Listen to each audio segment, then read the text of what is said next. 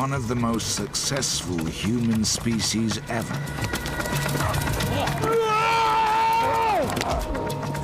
For 250,000 years, they dominated Europe, a continent ravaged by ice ages and stalked by wild animals. Then, 35,000 years ago, they faced the ultimate challenge: the arrival of another human species.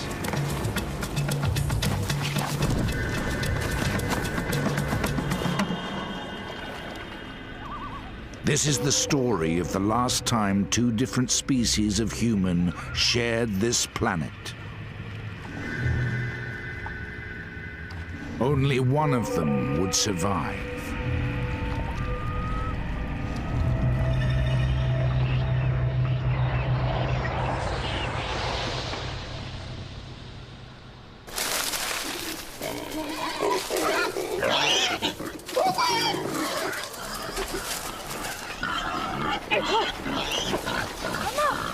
It's first light. The daily routine has already begun.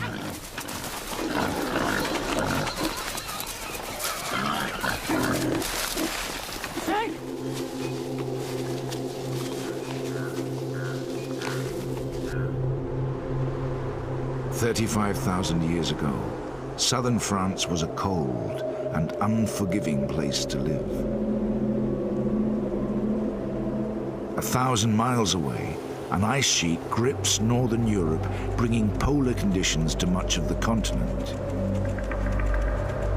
In winter, temperatures can plummet to 25 below, similar to northern Canada today. Herds of woolly mammoth roam the windswept grassland. The forests offer refuge for bison and red deer.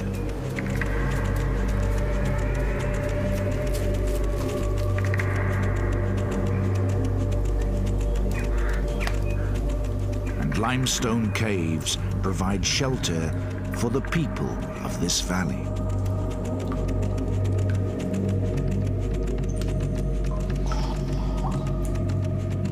These are the Neanderthals, the first human species to adapt to this harsh and frozen continent. Protection from the freezing cold comes from animal skins cleaned and worn as clothing.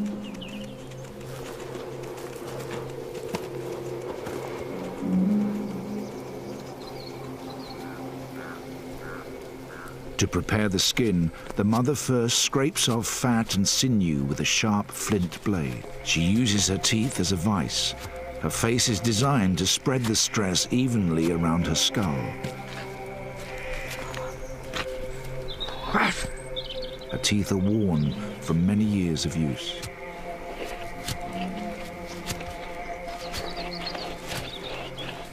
There are only 2 women in the clan. An old man, 3 adult males and a young boy make up the 7-strong family group.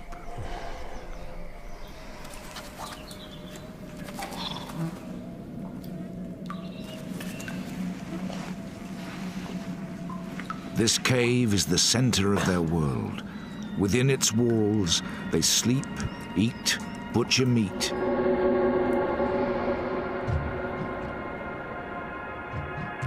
It has become priceless evidence that has revolutionized our vision of the Neanderthals.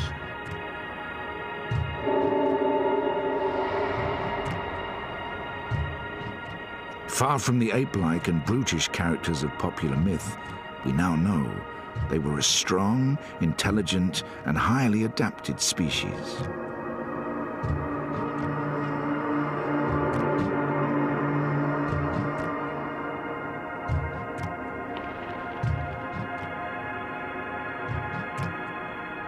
The latest scientific techniques have revealed incredible details about their lives.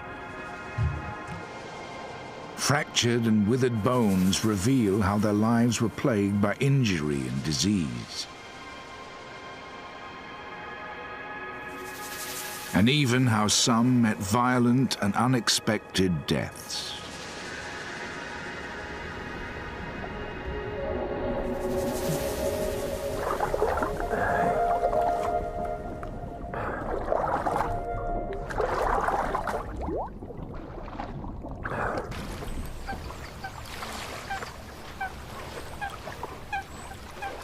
2 generations divide the old man and the young boy, but they have one thing in common. In this harsh climate, they are the most vulnerable.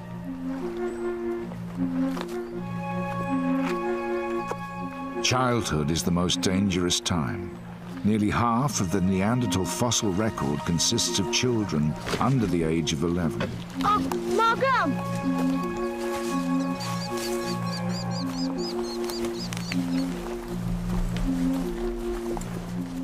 At 5 years old, this boy has only just been weaned from his mother's breast. Yet his brain is the size of a modern-day adult.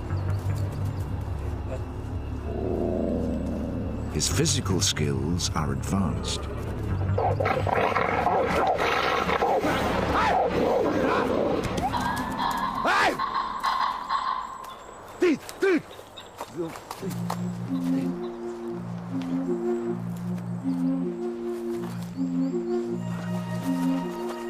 It's just as well. In an environment like this, you either grow up quickly or you die.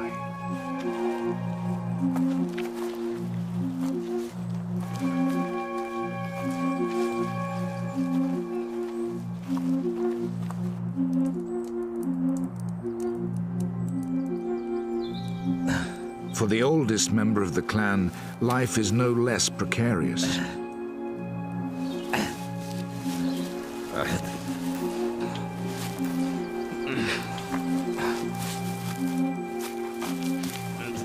He's 43 years old, but injury and exertion have broken his body, hastening old age. Already he's living on borrowed time. 4 out of 5 Neanderthals never get to see their 40th birthday.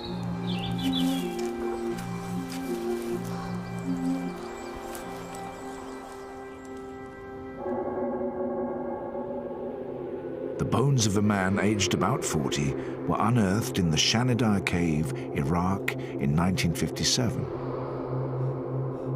Scars on his ankles and ridges on his kneecaps reveal he was already crippled with arthritis.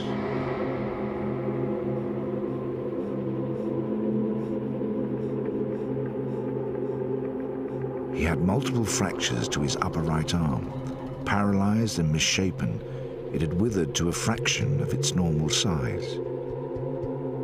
Here it lies alongside a normal, healthy bone. The lower half of the arm is completely missing, severed above the elbow by some traumatic event in his life.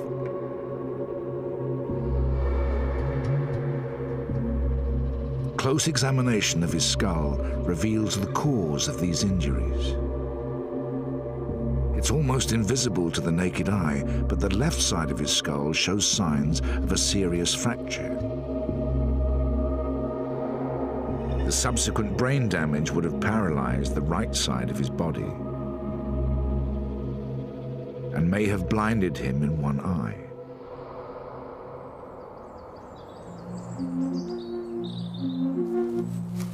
Crohn. Done.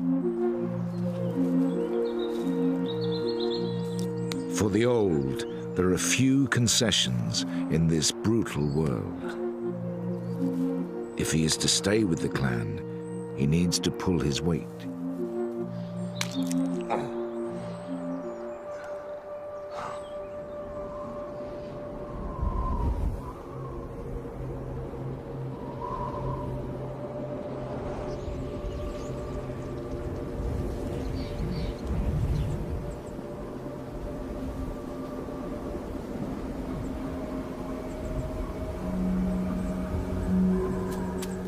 Neanderthals are a territorial species.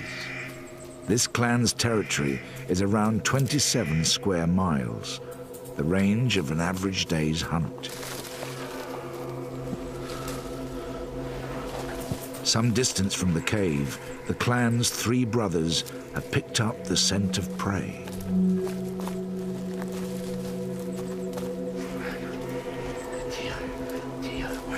The oldest brother is the leader, the strongest and most experienced. He orchestrates the hunt.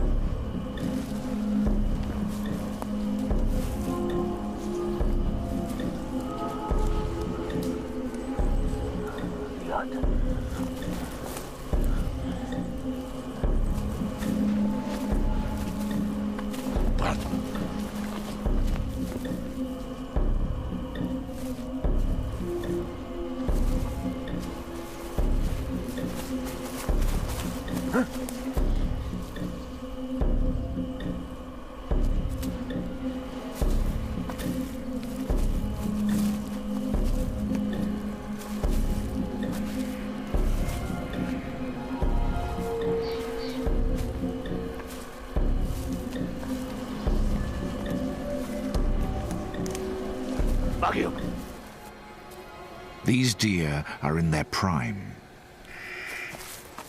Nutritionally, they're more valuable than old or sickly prey,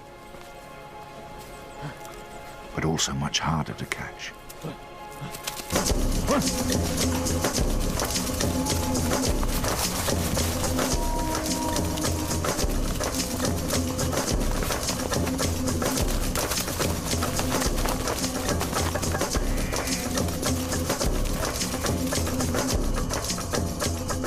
The Neanderthals' world was much smaller than the one we know today. Arctic tundra in the north and vast stretches of desert and sea to the south restricted their range to Europe and Western Asia. Even at their peak, it's estimated that as few as 100,000 Neanderthals may have lived within this border.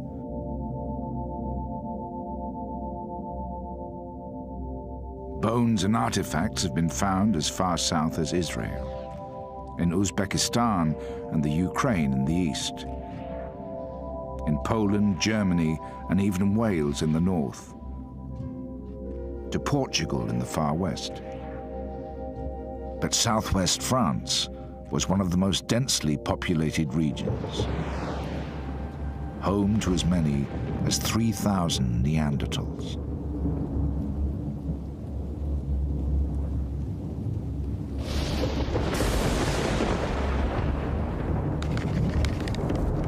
The hunt has not been successful. Darkness has fallen and the men are stranded on the edge of their territory.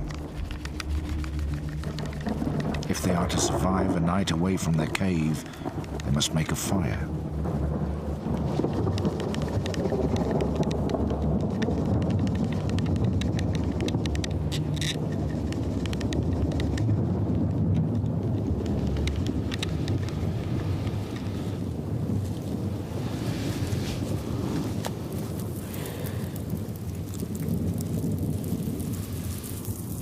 Neanderthals were not the first to use fire. It had been known to humans for over 500,000 years. But their skill in harnessing it is key to their survival in this frozen continent. Fire provides warmth, of course. At night, temperatures can fall by 10 degrees. But in the open, fire is also their main means of protection.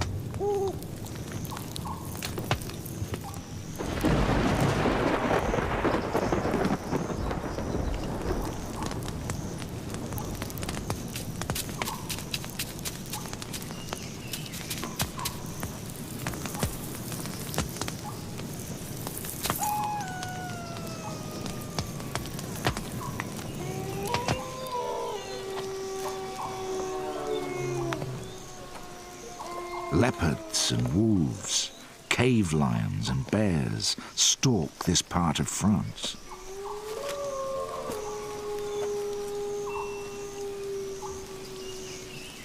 Neanderthals are not just the predators, they are also the prey.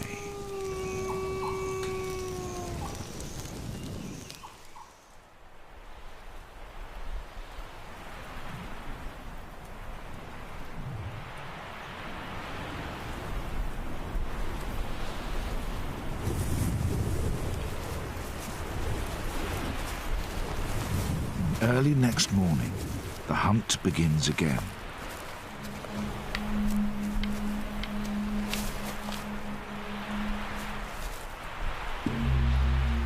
This time their target is neither deer nor bison.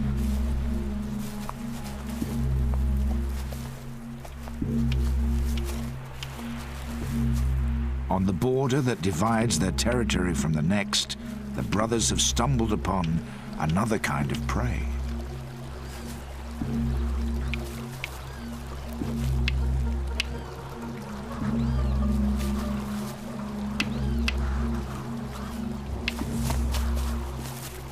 One more precious to the long-term survival of their clan.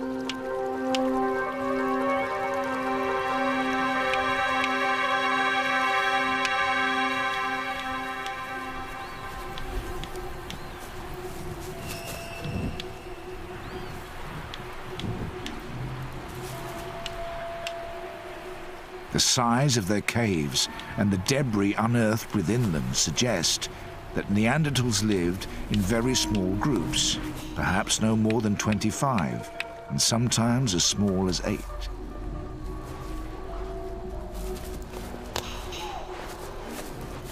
Small enough to avoid putting pressure on scarce resources, but too small to ensure the survival of the species without some interaction with other groups.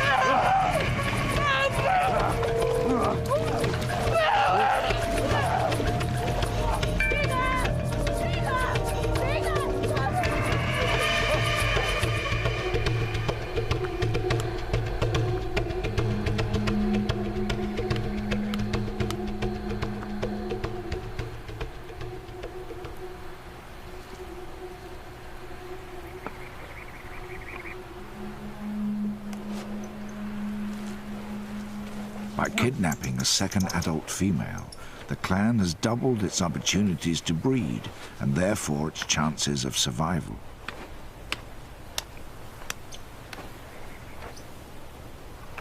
The fact that Neanderthals were territorial makes it likely they were male kin bonded, organized around fathers, brothers and sons. It's a giant. Women were probably transient, moving from clan to clan.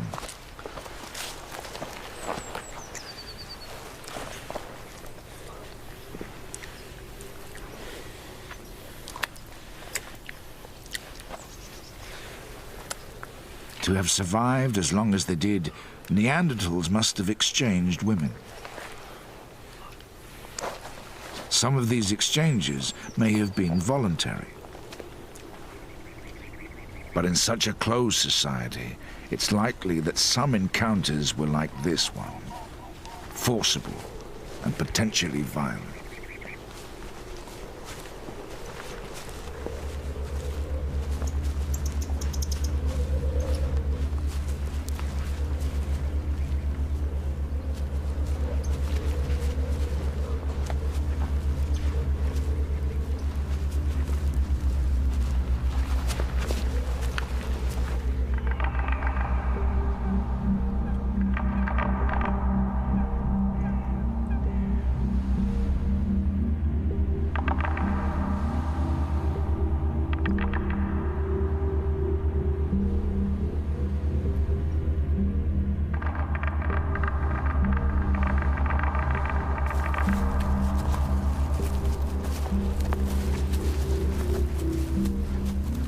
The men returned to the cave after 3 days hunting.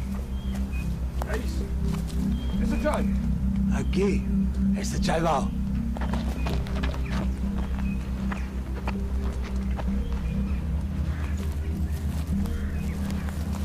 Their catch is unexpected.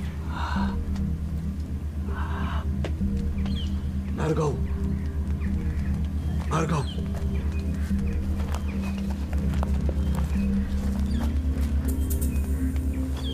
To the dominant female, the newcomer poses a threat to her position in the clan. She must quickly assert her authority.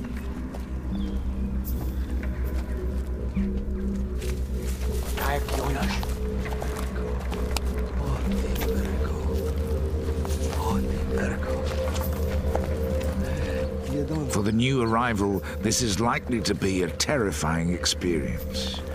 Everything about this clan is alien to her. How much? Give me. Yes. Their smell, their clothes, their hair.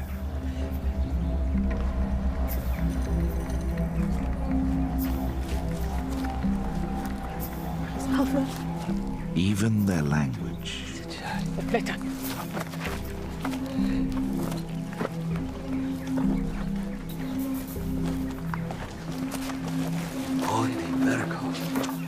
For years, many scientists believed that Neanderthals did not possess language. Mama, Yumi. They assumed that, like other primates, they communicated using only gestures and calls.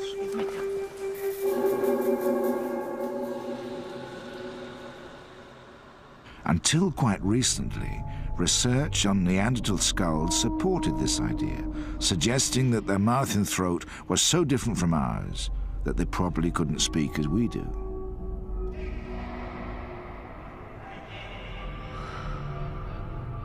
But in 1983, a discovery at Capra Cave in Israel turned this debate on its head. These three tiny fossils make up a bone called the hyoid. They sit in the throat, holding the muscles and flesh of the vocal mechanism in place. The Neanderthal hyoid is almost identical to ours and is the most compelling evidence yet that their throat was designed for speech. It may well have been more limited than ours, but it now seems certain that Neanderthals had a language of their own.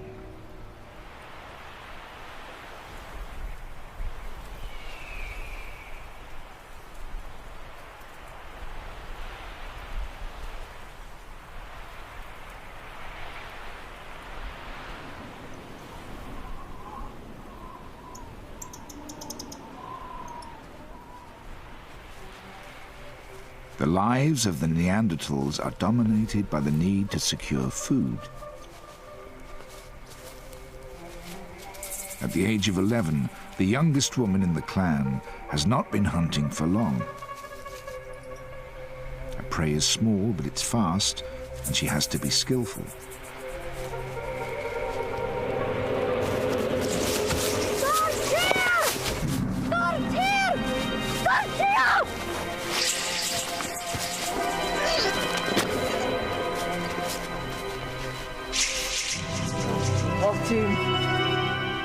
The next decade or so will be her prime hunting years, assuming, of course, that she lives that long.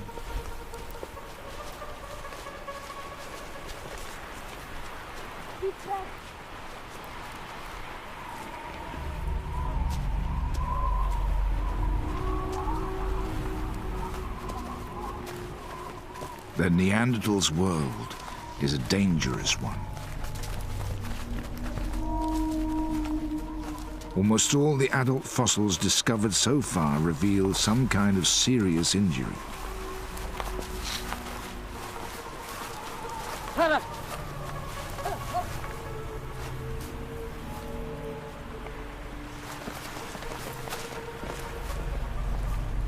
Wild animals provide one threat.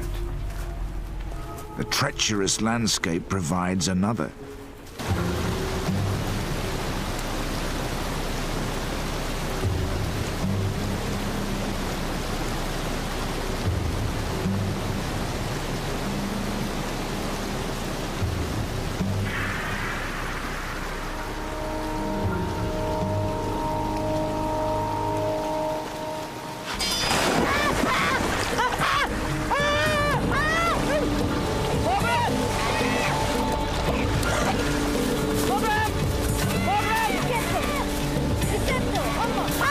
Meltwater from snow has swelled the volume of the river.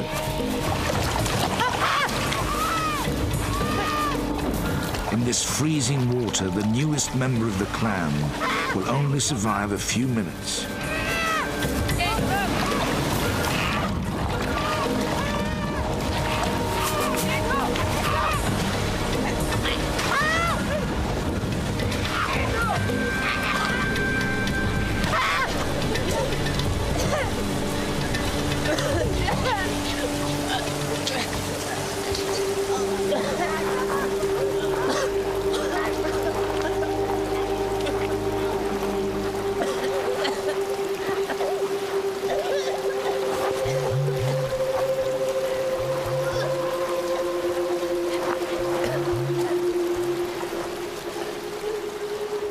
This rescue has a selfish motive.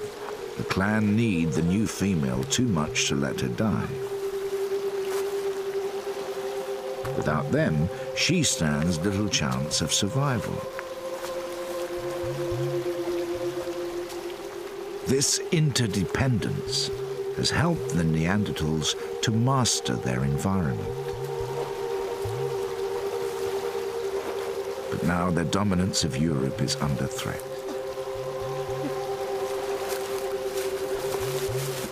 In the last few thousand years, a new species has arrived here.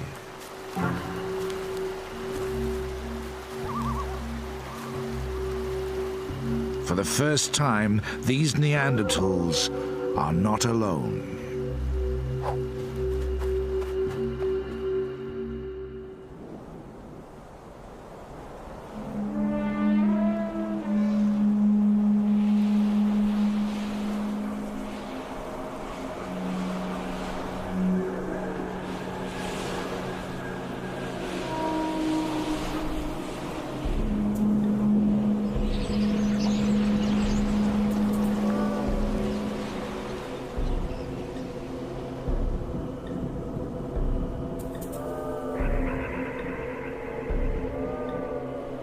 The men have returned to the hunt.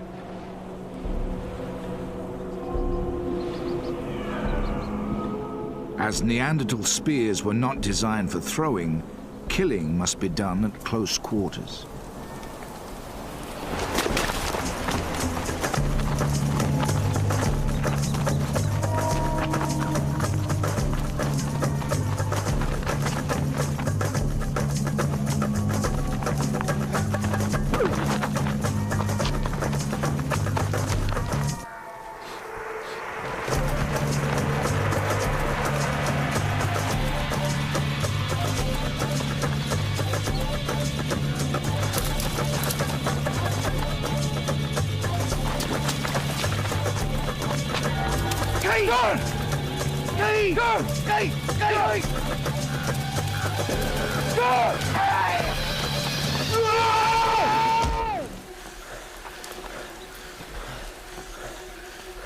Driving the deer over a cliff makes it less likely that the men will injure themselves.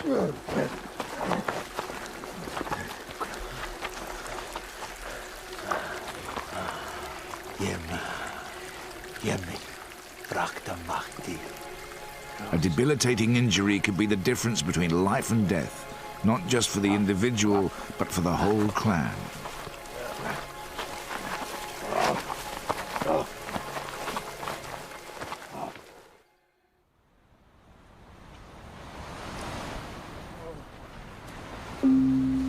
All that remains is to carry the kill the 6 miles back to the cave.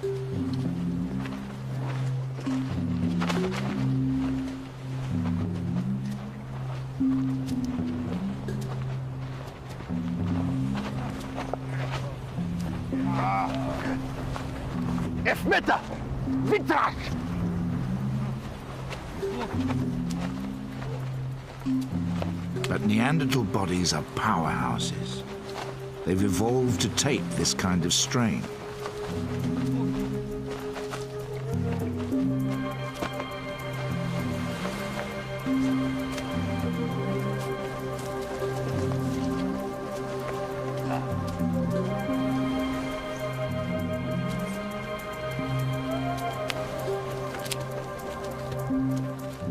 Glaciers of Europe not only shaped the landscape, but the features of the Neanderthals who lived here.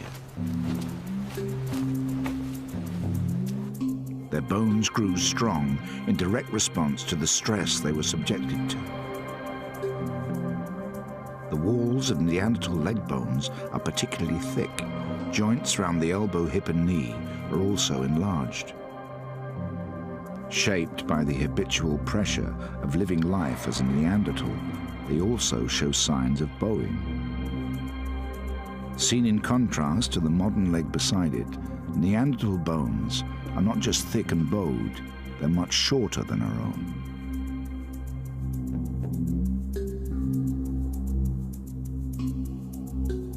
short, heavy bodies reduce the skin's surface area, helping to maintain a high body temperature. Even their noses evolved to cope with the extreme cold weather.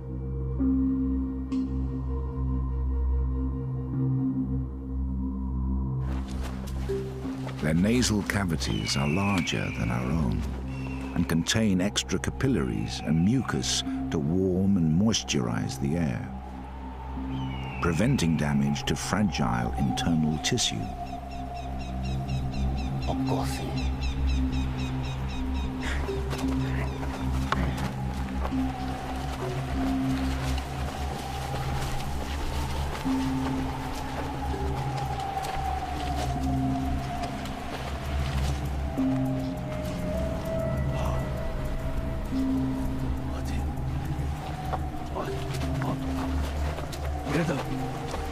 This combination of features makes Neanderthals the first human species specifically adapted to a cold climate.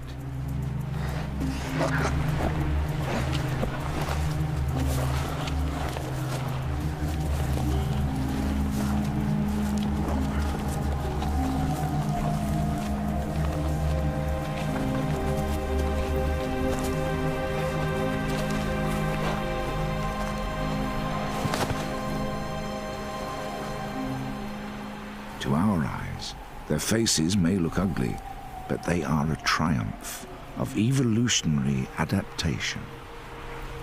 Jeder.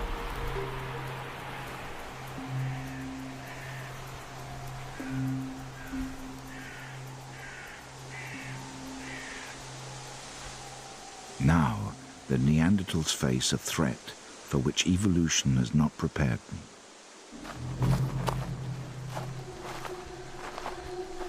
Physically, these strangers are not so well adapted to the bitter climate, but they have other advantages.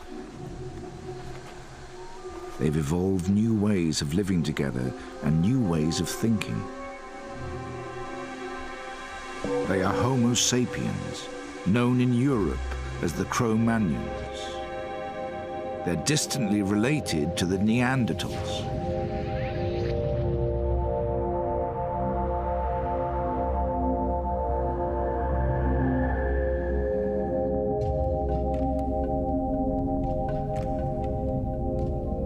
One and a half million years ago, a human species called Homo erectus emerged from Africa into Asia and later into Europe. Over thousands of years, deserts, glaciers, and vast inland seas isolated the species. In the cold, harsh conditions of northern Europe, a new cold-adapted species evolved, the Neanderthals. Meanwhile, in subtropical Africa, a warm-adapted species evolved. 100,000 years ago, they expanded as far as the Middle East. 45,000 years ago, the weather turned warmer, opening up a route into Europe. And so, 10,000 years after they set out from the Middle East, the Cro-Magnons arrived in southern France. For now, their numbers are small. This advance party is scouting for new territory. These fertile river valleys in the south of France are perfect, except for one thing. This is the stronghold of the Neanderthals.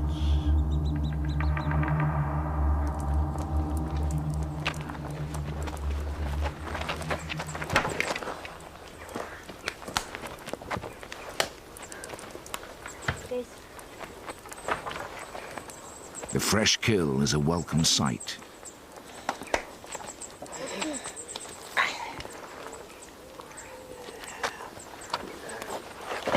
The Neanderthals' ability to cook gives them the edge over the other predators that share their world.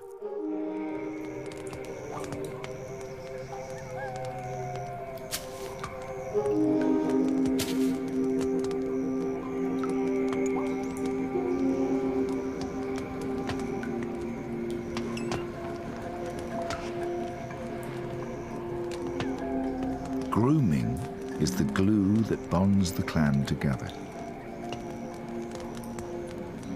It's a form of communication, demonstrating loyalty, affection, and trust.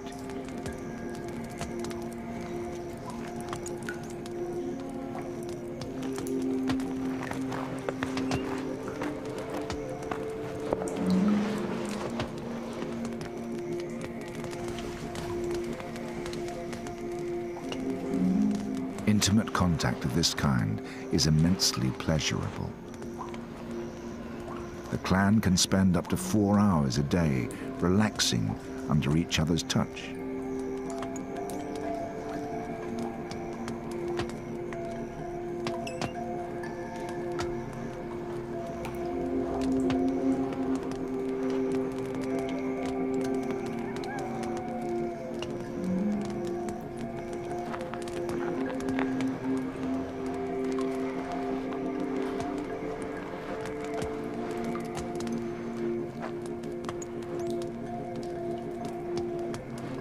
These strong emotional ties have forged the clan into a resilient, self-sufficient unit.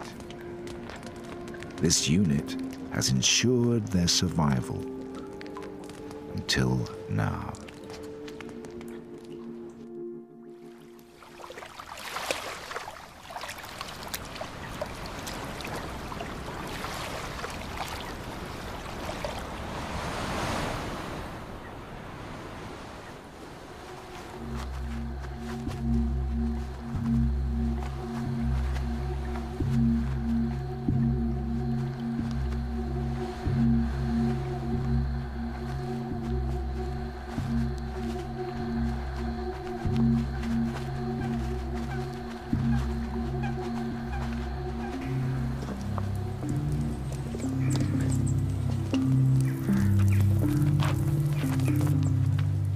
The strengths which have sustained the Neanderthals for thousands of years are about to become weaknesses. Ironically, they are so well adapted to this world that it's hard for them to cope with the pace of change now taking place. The small size of their clan makes them vulnerable. Limited language skills make it hard for them to seek alliances with others. And their self-sufficiency blinds them to the threat that is now closing in.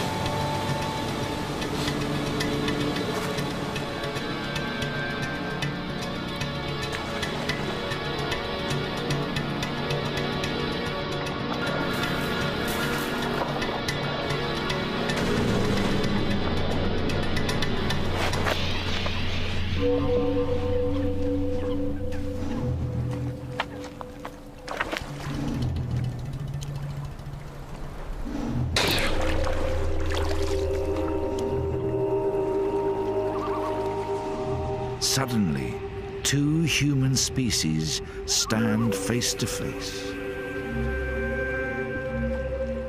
How will they react to each other?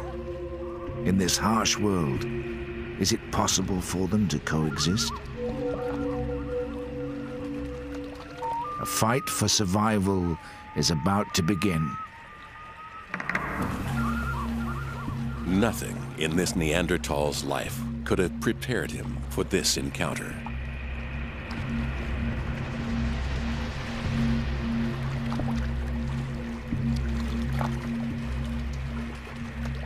The stranger doesn't just look different.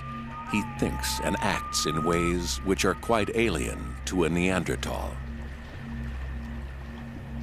He is a new species of humanity.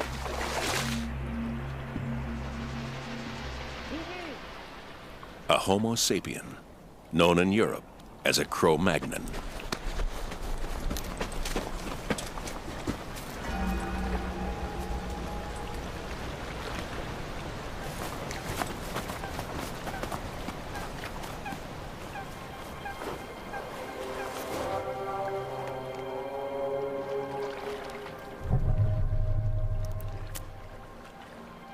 Seeing is one thing.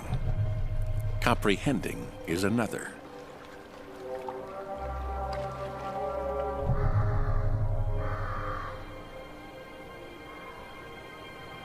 Halt, vier. Vier. Vier. Halt. Goed. Goed. Halt, vier. One. Satu. Satu. We can't know exactly how Neanderthals reacted to their first sight of Cro-Magnons. Ito. Ito. Ito. Ito. Ito. Ito. Here.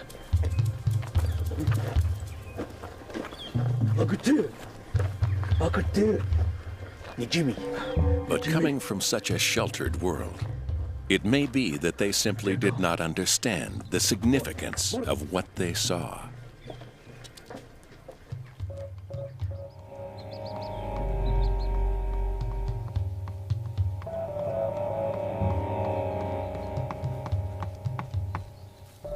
For now, what preoccupies the clan is the onset of winter.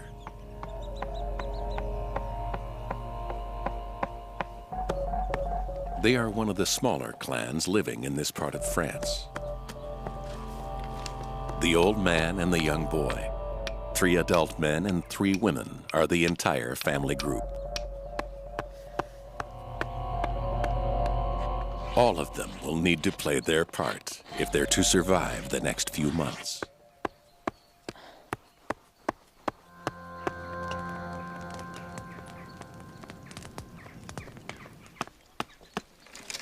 This hazel branch will make an excellent spear. But the young female will soon be taking a break from hunting. She's almost 8 months pregnant.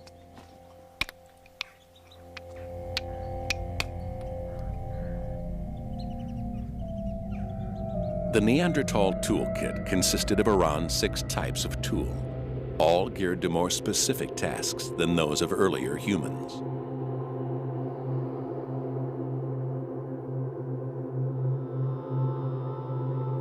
Hand axes, shaped to fit snugly in the palm of a hand, acted as a multi-purpose tool used to crush bones and cut wood. Side scrapers were used to prepare and soften animal skins. Triangular points were used as knives or could be hafted to make tips for spears. The Levallois blade was their greatest technological achievement. Some had cutting edges just 1 molecule thick, 5 times sharper than a surgeon's scalpel.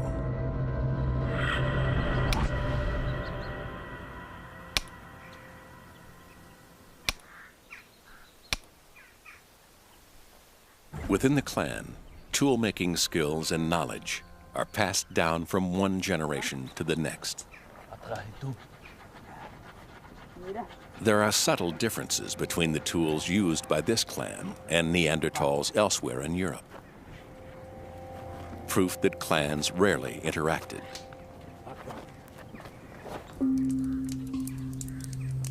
The dominant female strengthens her spear in the flame. It's an effective weapon, but not a new one. It's been around for 500,000 years, even longer than the Neanderthals themselves.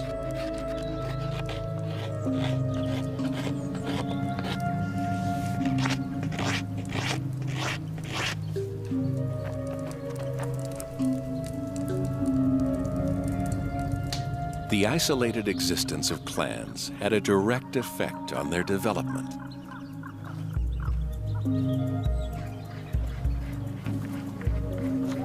Limited interaction meant there was little chance to exchange new ideas and techniques.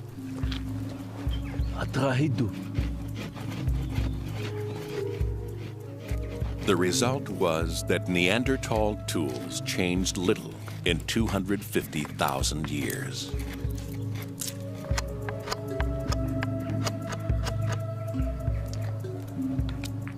The dominant male uses tree resin to fix the point to the shaft of his spear,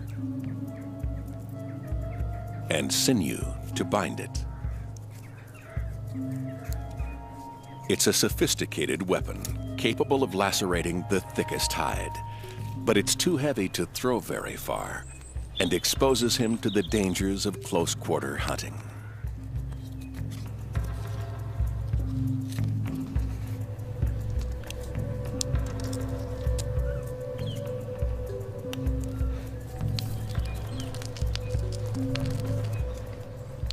Were Neanderthals capable of innovation? Did they have the cognitive skills to develop new ways of doing things? Buried in the archaeological record is tantalizing evidence that they did.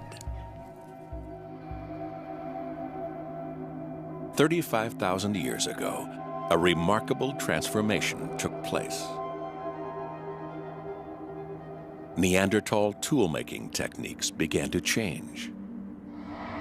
As well as stone, they started to use antler, bone, and even teeth. For the first time, they began to make not just tools, but decorative items like jewelry. Some scientists believe that this is evidence of a revolution in their thinking. But it may be too convenient that this great leap forward coincided with the arrival of the Cro-Magnons.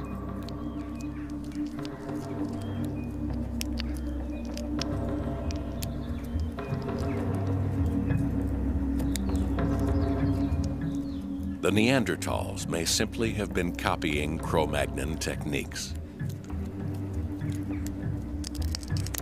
without ever grasping what these signs and symbols really meant.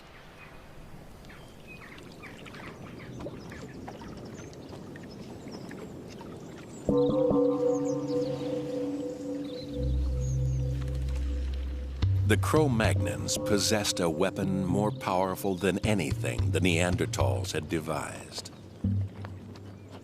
A brain which, while no bigger than a Neanderthal's brain, was capable of new ways of thinking.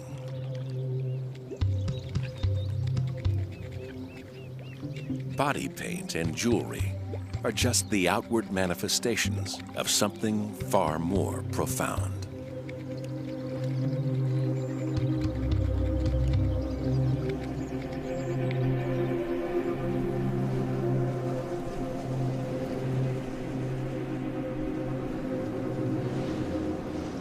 Winter has arrived. Red deer have migrated south in search of warmer weather. The balance between the food supply and the needs of the clan is delicate at the best of times. The arrival of the Cro-Magnons now threatens to tip the scales.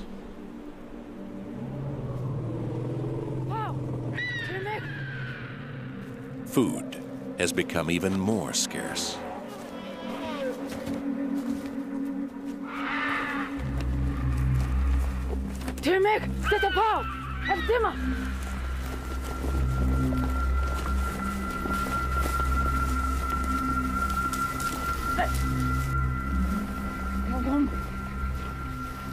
Killing a mammoth is a dangerous undertaking.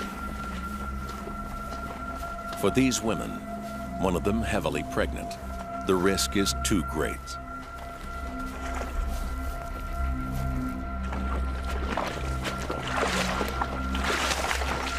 Instead, they turn to scavenging.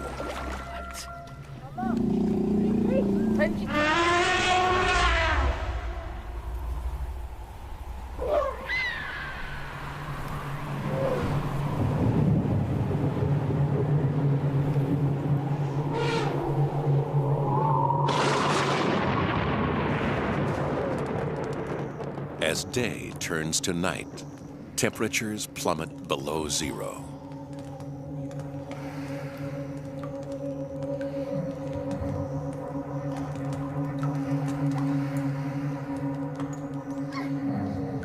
The men sleep within the confines of the cave, warmed by the heat from 2 fires.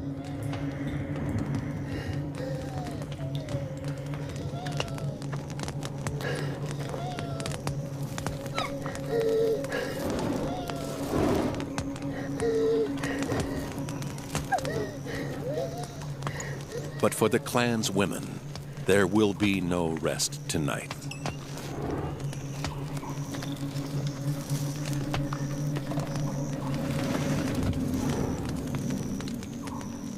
Outside, the young female has gone into labor.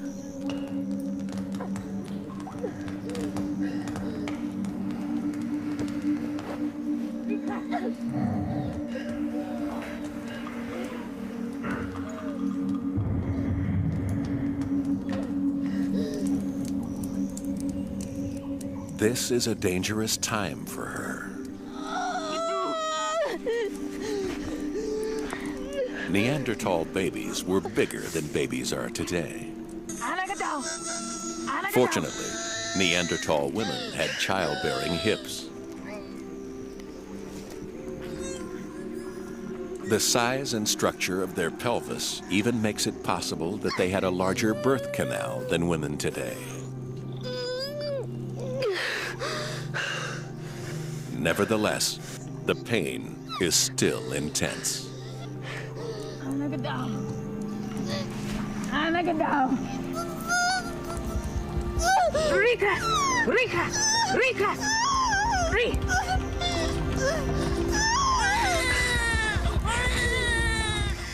The baby has been born safely.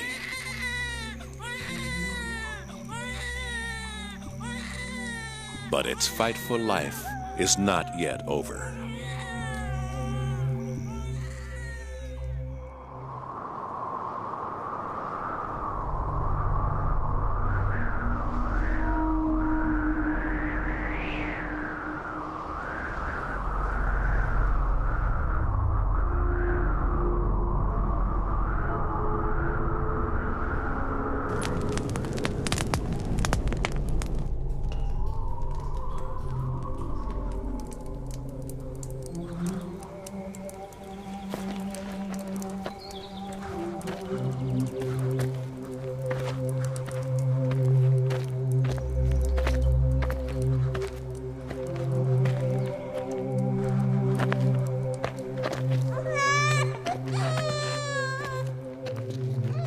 The baby has arrived in the depths of winter.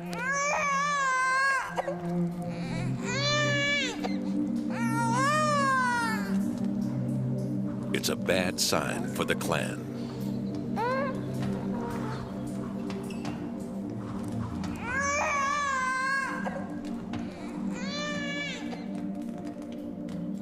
The new mother will breastfeed her child for the next 5 years. Breastfeeding is nutritionally expensive. She'll need around an extra 1,000 calories a day to produce enough milk for her baby. And during this time, she will be less able to hunt.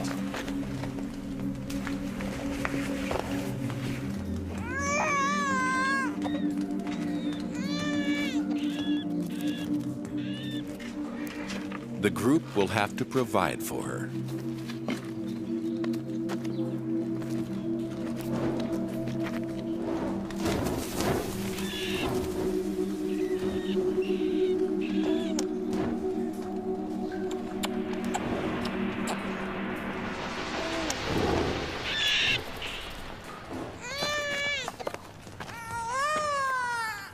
As the weather grows colder and food scarcer, it's a burden they can ill afford to bear.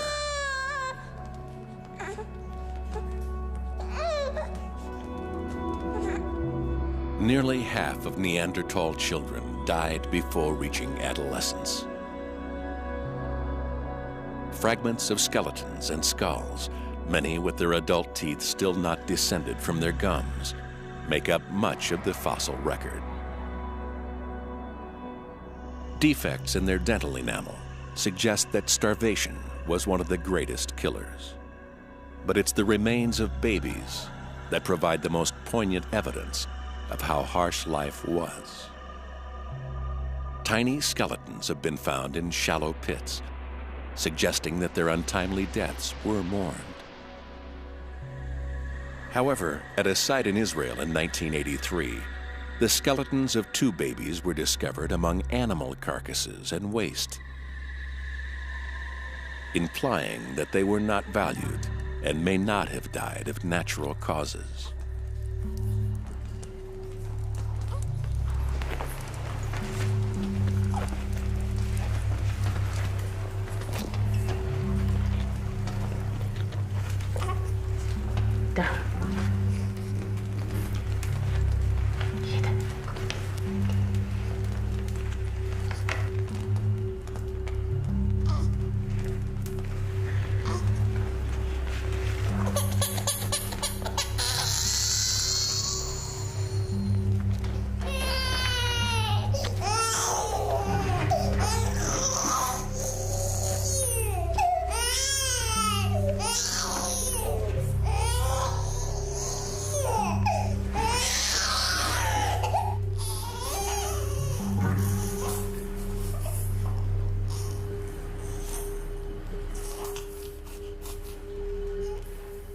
Infanticide may seem brutal, but in some hunter-gatherer groups, it has been known as an established method of birth control for hundreds of years. Only by being this ruthless is the clan able to survive at all.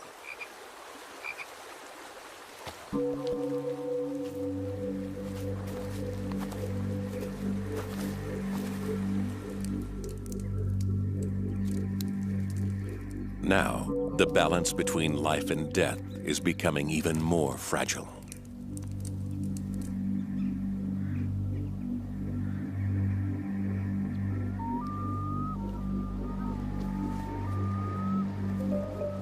For the first time, the Neanderthals have competition.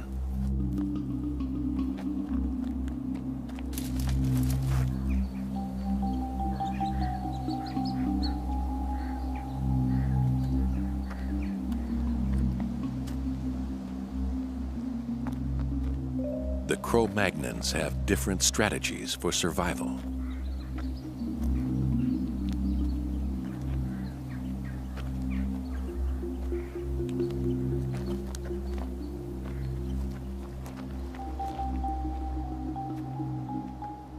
Socially adaptive and competitive, they have colonized much of the continent.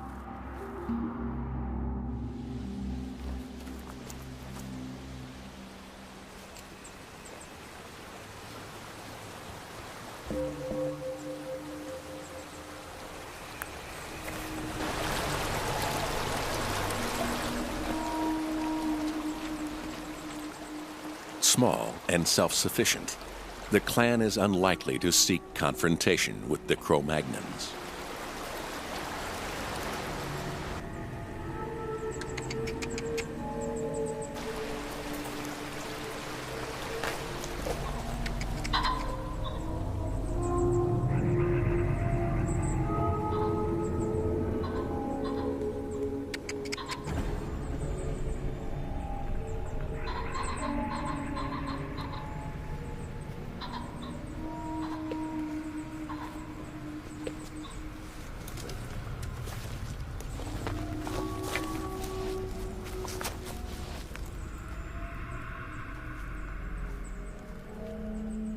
Evidence suggests that in some parts of Europe, the 2 species did coexist, apparently peacefully, for many generations.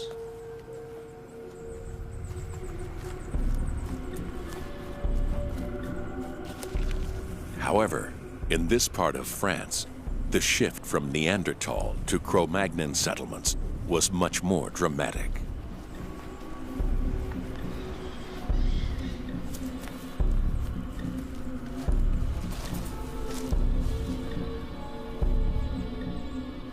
one of the last parts of Europe to be colonized, these fertile valleys were worth fighting for.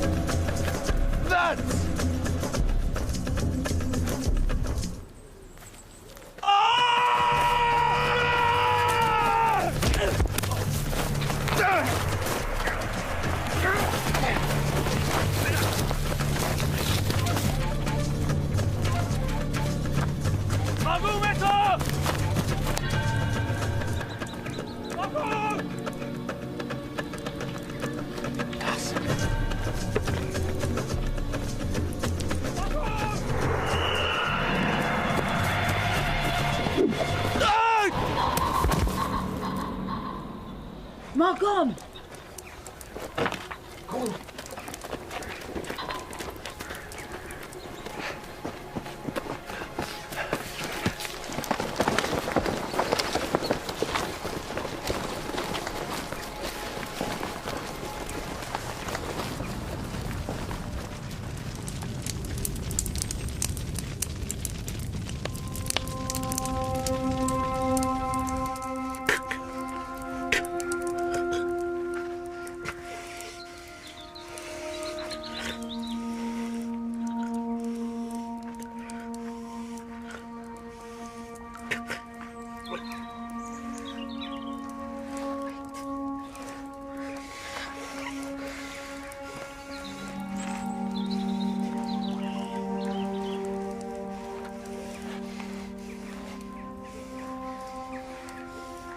The spear has punctured the dominant male's lung. He's lost a lot of blood, and his life hangs in the balance.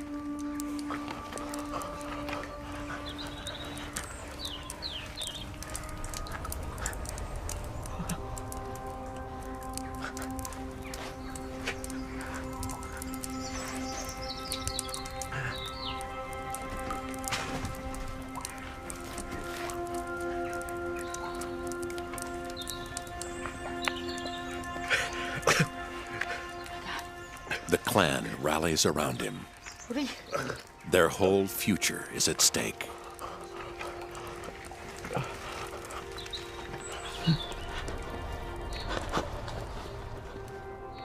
To reveal the darker side of Neanderthal life, scientists sometimes end up playing detective. Even a single bone can yield a treasure trove of secrets. In 1953, at the Shanidar Cave in Iraq, researchers uncovered a Neanderthal rib. It didn't seem much at first, but a closer examination revealed a remarkable story. A tiny groove on the surface of the bone proved to be a cut. A weapon had penetrated between the 8th and 9th rib, slicing the bone and puncturing the lung, implying that the victim had been stabbed.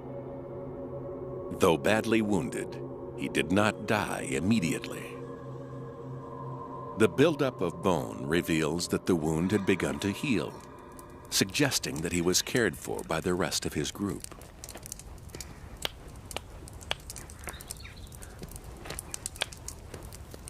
The members of the clan know a great deal about the healing properties of plants. Sphagnum moss is used to disinfect the wound.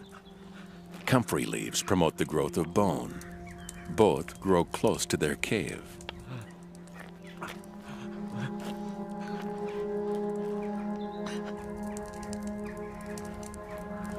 But with an injury this serious, there's only so much they can do.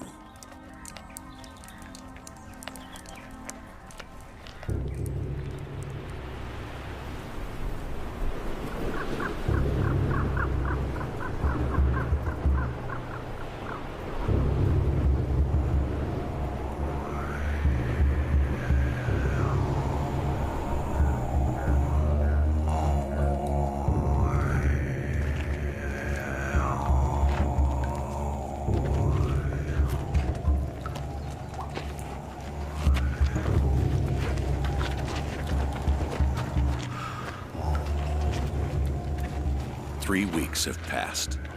The dominant male is dead.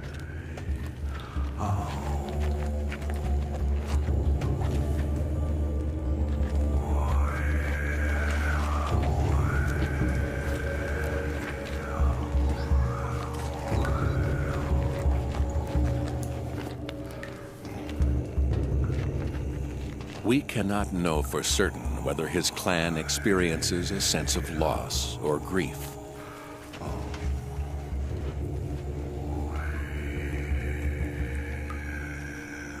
Or whether they have any sense of an afterlife.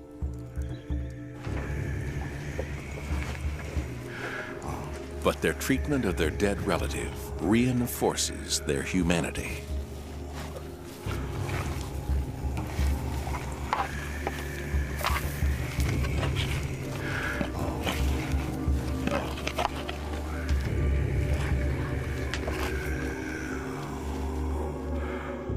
A partial skeleton lies in a shallow pit in the floor. His right arm folded over his chest, his left hand on his stomach.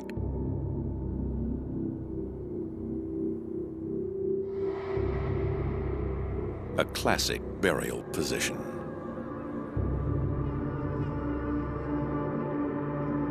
This body, found in a cave in Israel in 1983, has been the subject of much debate.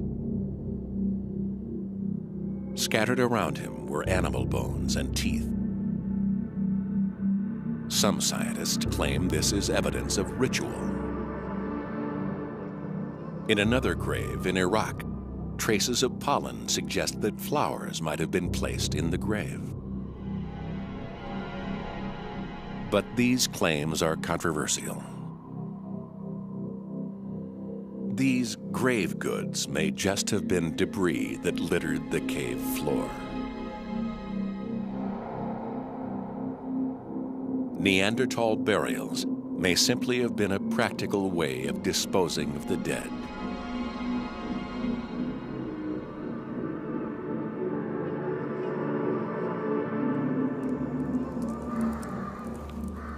Or was it something more humane?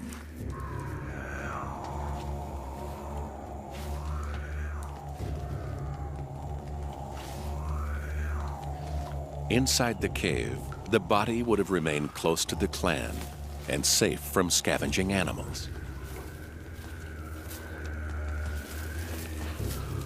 With their leader dead, the dominant role now falls to his younger brother. He faces a tough choice. To remain in the cave and risk further confrontation with the Cro-Magnons. Or to leave behind the center of the only world they've ever known.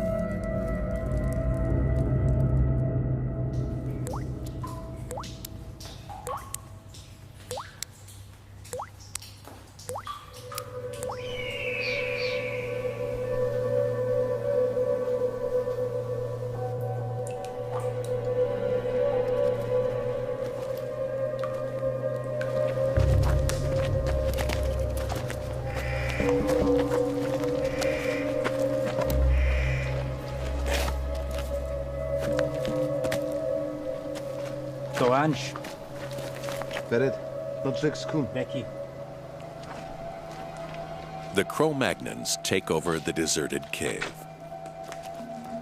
They'll use it as a temporary settlement until the rest of their group arrives.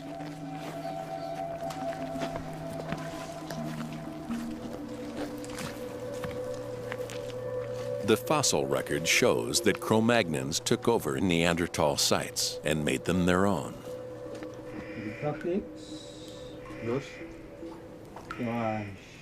Now, modern man has arrived. For the Neanderthals, there is no way back.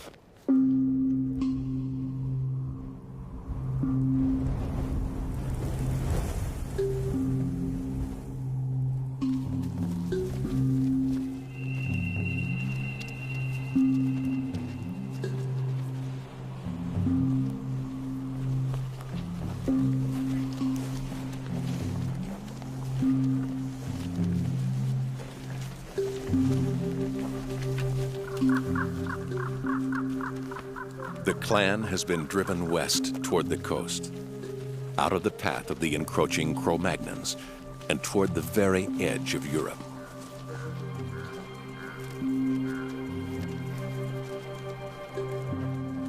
This is uncharted territory for them.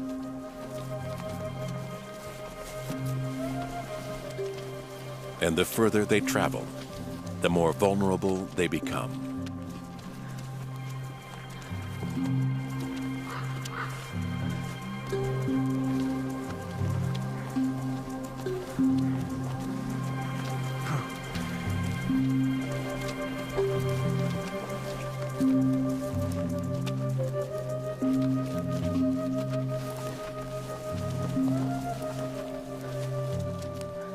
For the young female, the group's newest recruit, this is a journey too far.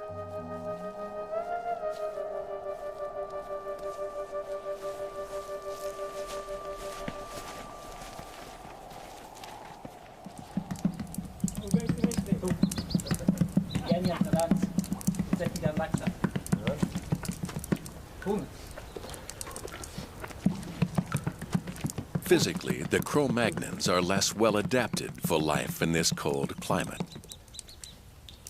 But they've developed tools that allow them to live anywhere they choose. Harpoons to kill fish when supplies of red meat dwindle. Needles made of bone to tailor clothes. But their most powerful tool is language.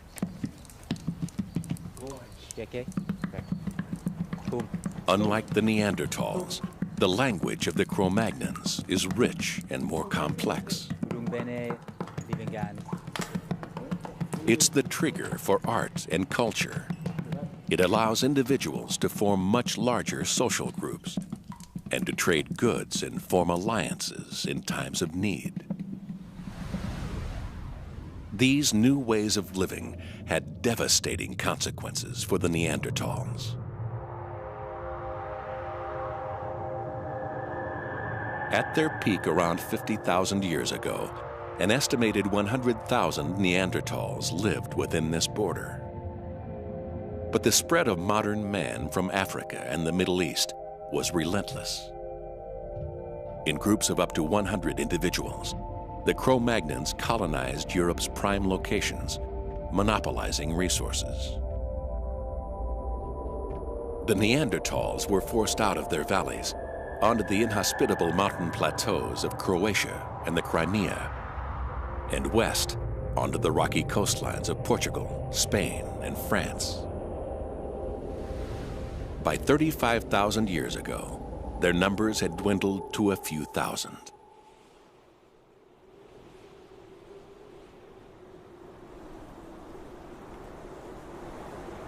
Here on the high ground, there is little vegetation to support animal life, little water, and no natural protection from the weather.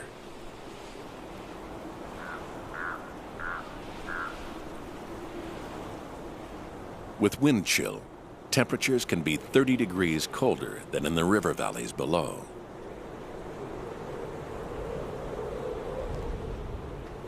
With their short, sturdy bodies, Neanderthals are physically more able to survive here than Cro-Magnons.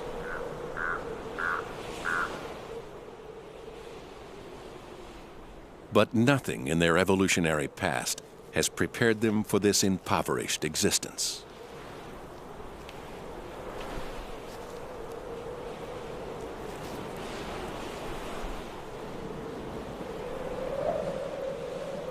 They need to eat, but cut off from their territorial hunting grounds, they find it harder to hunt prey. They need to maintain their population, but cut off from other Neanderthal clans, they find it harder to reproduce. The ties that have bound them together are beginning to come apart.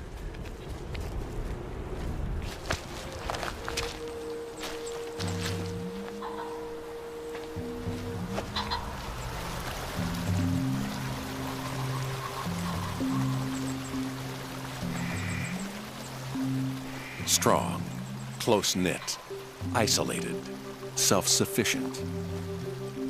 These are the qualities that sustained the Neanderthals through repeated ice ages. But in the face of competition, these strengths have become weaknesses. And they are helping to seal their fate.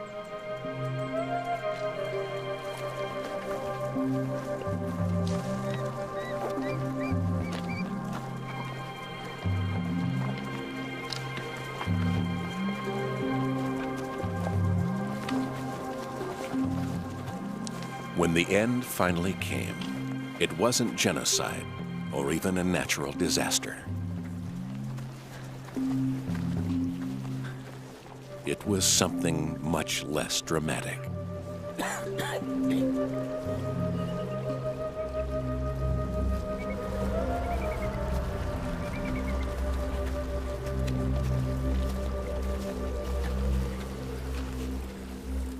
Neanderthals were simply outcompeted by a species which came up with better strategies for survival.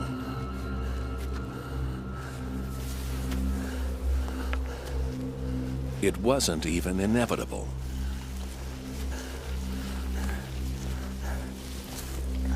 Had Neanderthal birth rates been only 2% higher,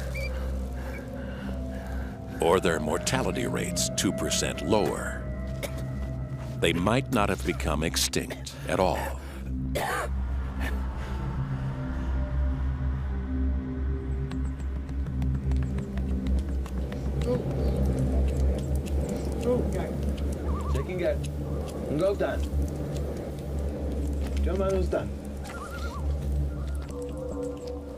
There may, however, be one final twist to this evolutionary tale.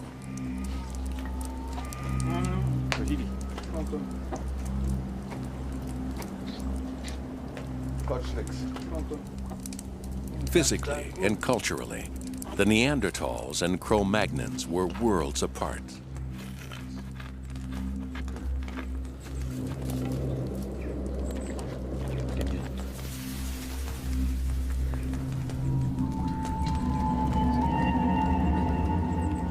Two separate species.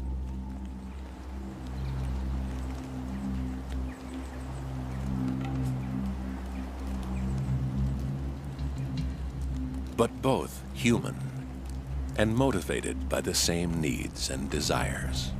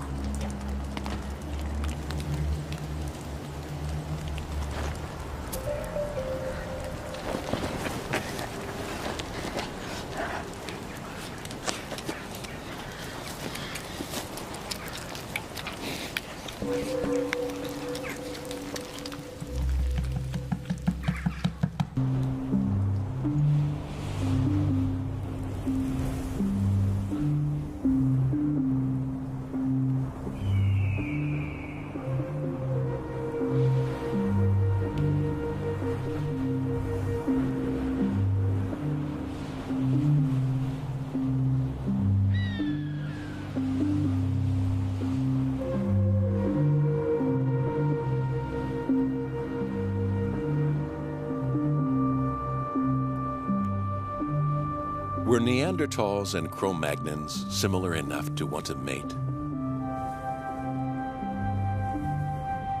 And even if they did, were their genes similar enough for a child to be the result? We'll probably never know.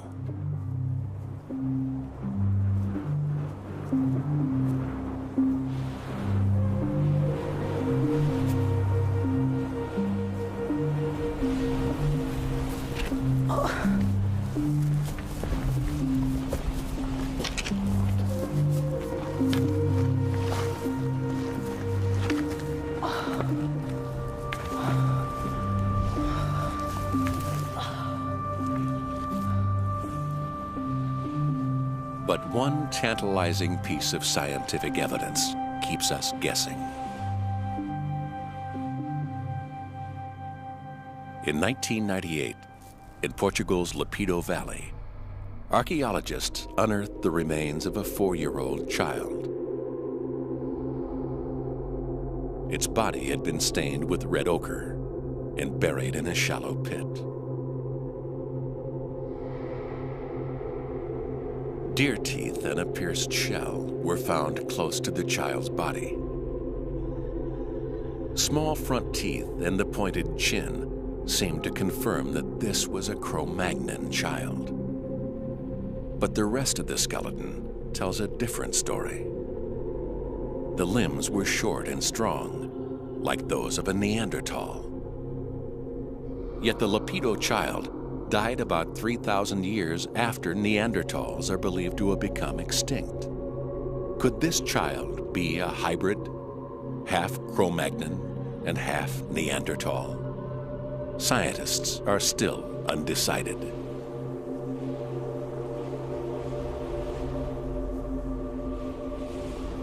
For now, the possibility remains that Neanderthals and Cro-Magnons were similar enough to reproduce. But even so, it appears that this didn't alter the Neanderthals' fate. So far, DNA testing has failed to find any trace of Neanderthal genes in existing modern humans.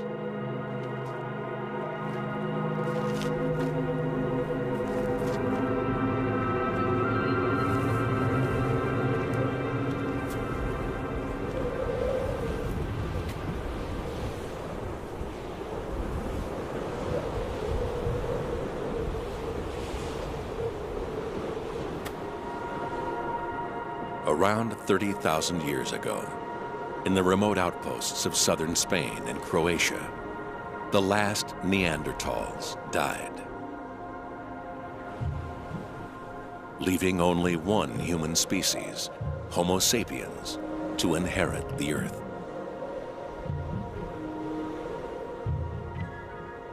We've outlived the Neanderthals by less than 30,000 years. They survived 250,000 years, enduring the harshest climate the world has ever known. And yet, when the time came, like so many species before them, the Neanderthals too became extinct. Our staying power has yet to be tested.